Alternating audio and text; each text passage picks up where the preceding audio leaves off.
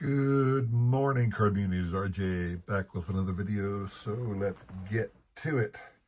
Today's random Mike Schmidt item of the day. Probably a card I've shown off a lot. It's just that I love it so much.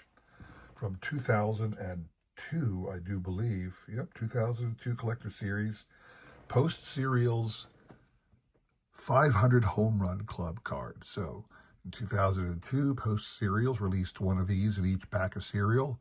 Uh, I used to have the boxes because the boxes had cards all over it, and technically all the different cereal brands that Post released, in a way, could be considered a Mike Schmidt collectible. I no longer have any of those boxes, but at one time I had quite a few.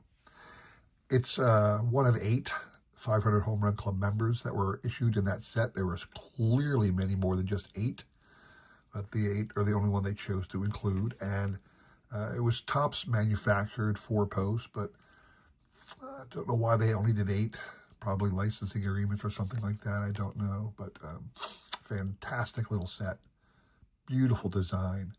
One of my favorite Mike Schmidt cards of all time. Today's random baseball item of the day.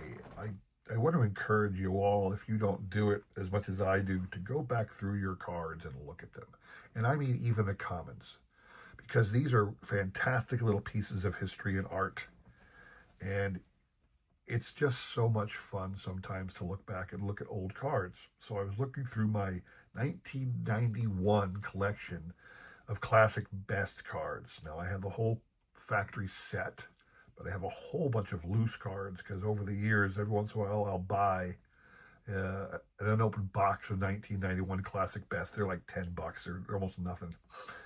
And you could possibly pull the Mike Schmidt auto out of it, but it's also got some pre-rookie cards of Tomey, Pedro, Chipper Jones, Ivan Rodriguez, some other all-time greats. But it's also got a whole bunch of nobodies, a whole bunch of guys you never heard of.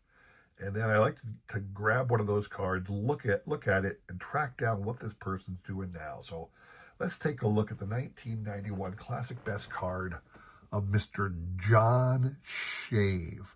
Just a fantastic name, John Shave.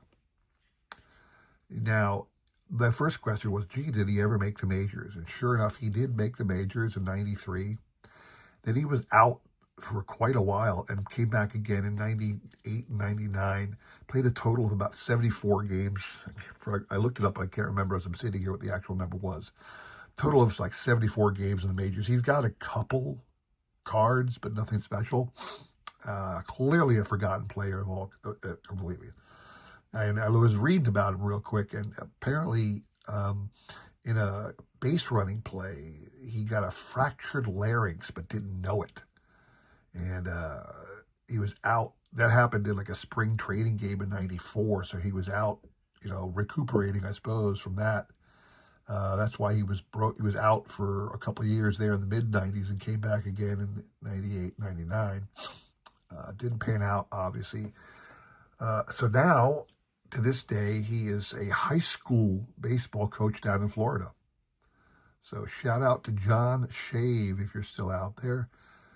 Something for the TTMers to consider, too. If you guys are TTM, get these old classic best sets of minor leaguers and find out where they are. I bet a lot of them are out there coaching their high school or college team level or assistant coaches in some manner. And why don't you just send a card to the team, see if they'll sign for you? Something to think about. My random baseball item of the day. Today's trivia question. Again, we are in the decade of the 70s this week. All kinds of forgotten, not forgotten, but little lesser known sets, lesser popular sets from the 70s is what I'm showing off.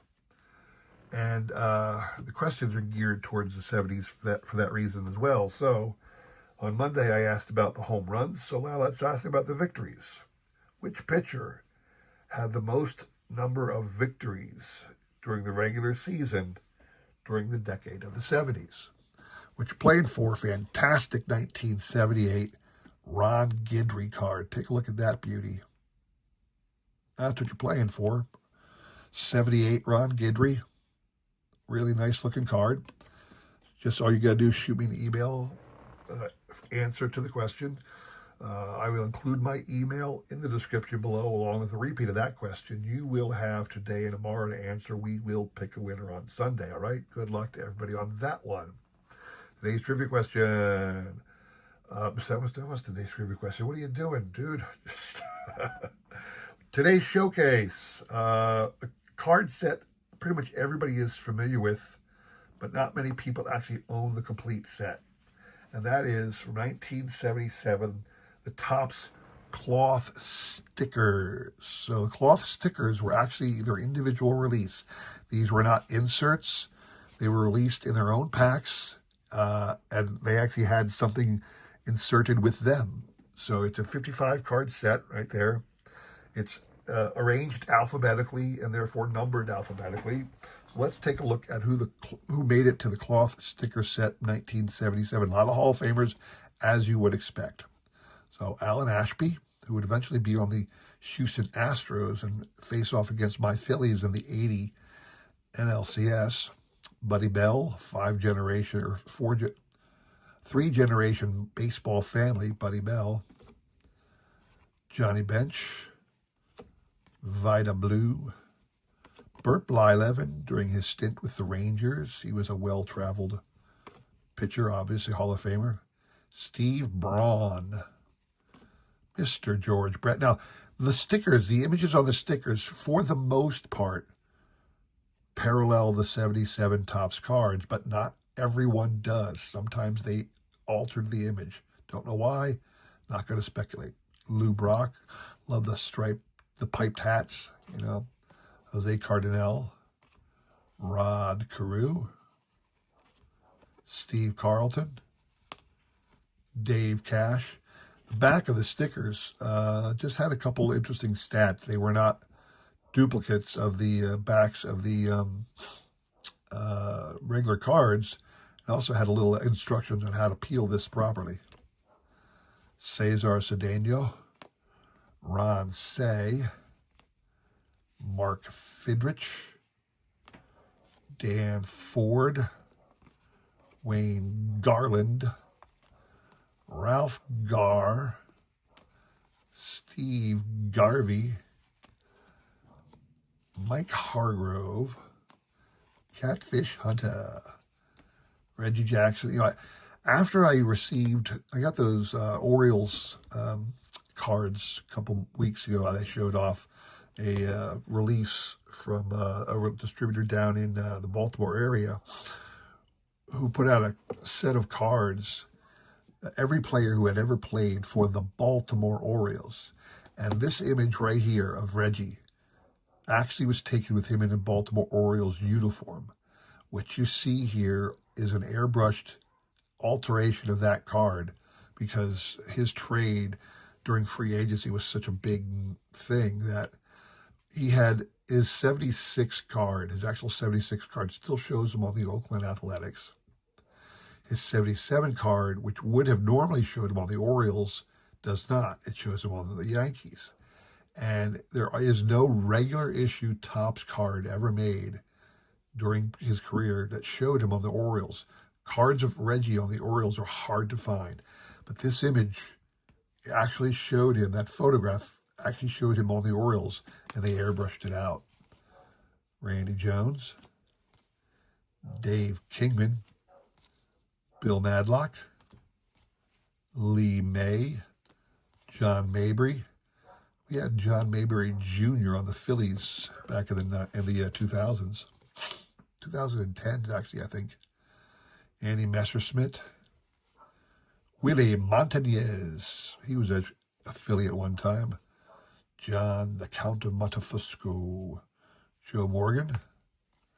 Thurman Munson. Bobby Mercer. Al Oliver, who should be in the Hall of Fame. Dave Pagan. Really looks like Dave Pagan's hat and jersey might have been airbrushed on this image. Awesome card of Jim Palmer, the bright orange top. This is a fantastic look. Tony Perez during his Expo stint. Pete Rose, Joe Rudy, Awesome Nolan Ryan card. There's the Mike Schmidt. I have a separate one in my Mike Schmidt binder. Tom Seaver is still with the Mets, hadn't yet gone on. Hall of Famer Ted Simmons. Bill Singer. Willie Stargell. Rusty Staub. Don Sutton. Louis Tiant just missed the Hall of Fame this year. Actually, I don't want to say he just missed it. He didn't come anywhere close to it. Nobody gave Louis any love this year. Bill Travers, Claudel Washington, Bob Watson, great Dave Winfield still sporting the mutton chops. Yastrzemski, Robin Yount, and then Richie Zisk finishes it up. So the cards were released in packs, and what was inserted in the packs were these. It's a series of 18 puzzle pieces, 2 sets of 9 that you could arrange into the team photos of the American League or National League All-Stars taken in Veterans Stadium.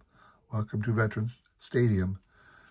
During the All-Star game in 76, we had the All-Star game in 76 because it was the bicentennial.